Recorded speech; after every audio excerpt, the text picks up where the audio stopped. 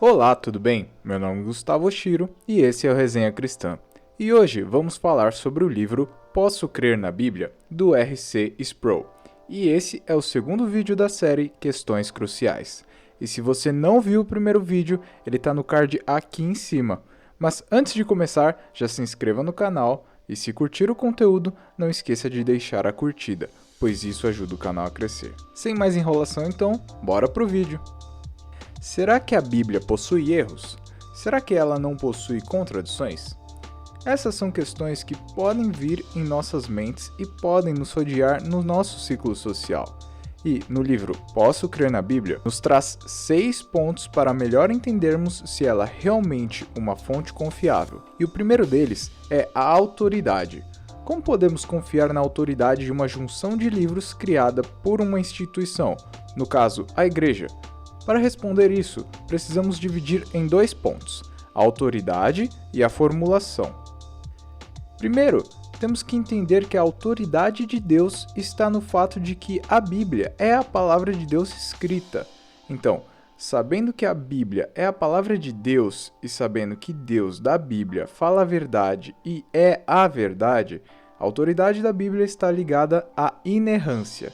E a respeito da formulação, precisamos lembrar que os credos e concílios declaram que, ao formularem um conjunto de livros que definem a Bíblia como conhecemos, eles não fizeram cortes de acordo com interesses próprios, mas entenderam que receberam de Deus o conjunto da Bíblia. Além disso, é necessário entender a hierarquia. A Igreja nunca deve estar acima da Bíblia como grau de autoridade. A Bíblia contém tudo o que é necessário, sem adendos e alterações. Então, como podemos confiar na autoridade de uma junção de livros criado por uma igreja?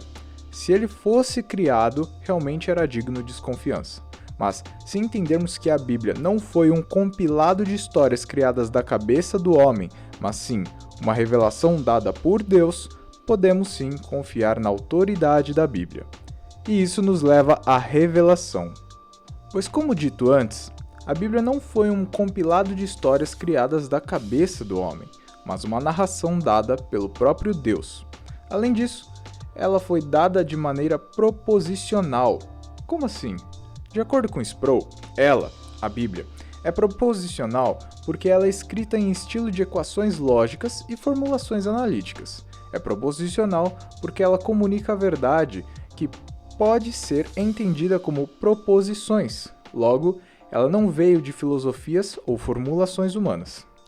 Ou seja, tudo o que se encontra nas Escrituras tem um porquê, tem uma linha lógica, tem um fim.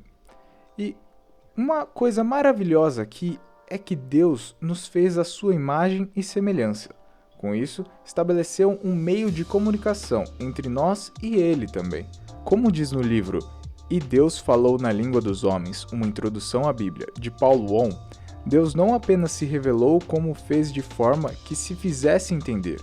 Ele optou por falar nossa língua, por se ajustar às limitações da gramática, vocabulário e compreensão dos seres humanos. Como a palavra eterna rompeu os céus, desceu aos corações, traduziu-se, e Deus falou na língua dos homens.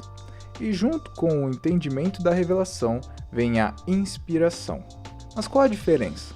De maneira simples, inspiração é um meio, revelação é o produto final. Como podemos ver ao ler a Bíblia, Deus se revelou falando algumas vezes diretamente aos profetas, através dos sonhos ou pelo Espírito. Além disso, a inspiração nesse caso é algo transcendente às inspirações comuns humanas.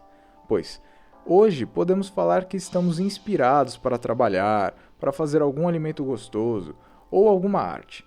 Mas essa inspiração é algo em que o poder e a supervisão de Deus estão em atividade. Nesse caso, a inspiração de Deus está guiando o ser humano e passando o que dizer, o que escrever e o que fazer.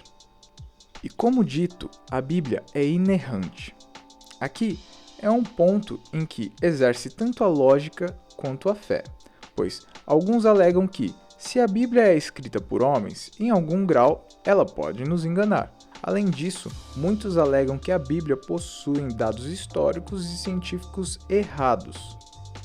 E para responder a esse questionamento, Um vídeo no YouTube com poucos minutos talvez não esclareça tão bem, mas quero destacar 3 coisas para te ajudar. O primeiro é o Deus inerrante. Se você crê nas afirmações anteriores, logo, que Deus deu a palavra revelada e que inspirou o homem a escrevê-la, e que além disso o próprio Deus é inerrante, ou seja, não há pecado ou erro nele, então a única conclusão possível é que a Bíblia é inerrante também. E o segundo ponto é que somente o original é considerado inerrante. Nossas traduções, nossas variações de idioma, neles podem haver limitações de traduções, sim, mas por mais que haja limitações gramaticais, o conteúdo ainda prevalece. Por isso, um bom comunicador da palavra deve saber o texto original para dar apoio a qualquer limitação gramatical encontrada em nossas versões. E nosso último ponto é o homem é falho. A palavra é inerrante, o homem não. Ou seja, a história que não contradiz a Bíblia, a ciência que não ataca a Bíblia, ela servirá de apoio para a nossa interpretação. Vamos pegar o desastroso exemplo de Galileu Galilei. Ele propunha a geocentricidade, ou seja, que a Terra era o centro do universo e que a Bíblia dava indícios disso. Mas a ciência provou o contrário. Isso diz que a Bíblia é inerrante? Não. Apenas mostra que interpretações em que possa haver um apoio histórico ou científico no qual não contradiz a Bíblia podem nos ajudar a entender melhor seu conteúdo. E como dito que a Bíblia é inerrante, dada por revelação por meio da inspiração de um Deus inerrante, logo, ela não só possui, mas também é a verdade. Logo, tudo que está escrito, como é inerrante, é também a verdade. É possível afirmar isso, pois além de inerrante, a Bíblia, desde o Antigo Testamento ao Novo Testamento, ela mantém seu grau de coerência elevado, pois como dito antes, ela é proposicional. Além disso, não podemos ignorar o fato de que um conjunto de livros escrito por aproximadamente um período de 1400 anos, com 66 livros e com aproximadamente 40 autores, ter um raciocínio lógico é algo bem difícil.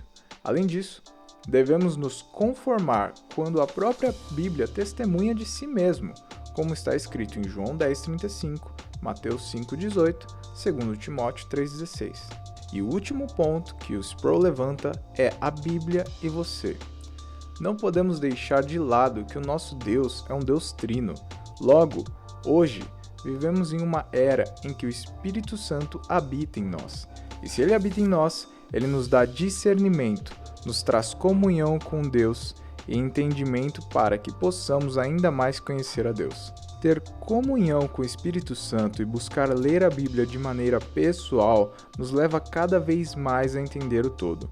Além disso, a infalibilidade e a inerrância da Bíblia é um apoio para os cristãos não só na vida pessoal, mas como igreja, pois entender e acreditar na inerrância sem precisar alterá-la para se adaptar a filosofias contemporâneas é que nos molda para ser como Ele quer que sejamos. Do contrário, moldaremos Deus aos nossos interesses. E esses foram os pontos levantados no livro Posso Crer na Bíblia?, no qual, no vídeo, consta apenas um resumo do que houve no Conselho Internacional de Inerrância Bíblica, realizado na Califórnia em 1977 a 1987, onde, em 1978, o Conselho se reuniu em Chicago e fizeram uma declaração de 19 artigos. Vou deixar aqui na descrição do vídeo para que você possa ver na íntegra tudo que foi dito. Se você gostou, deixe nos comentários sua opinião sobre esse livro. Além disso, se tem uma ideia, mande um livro que deseja que apareça aqui. E depois disso, deixe seu like, se inscreva no canal e compartilhe com seus amigos. Deus abençoe você e até o próximo vídeo.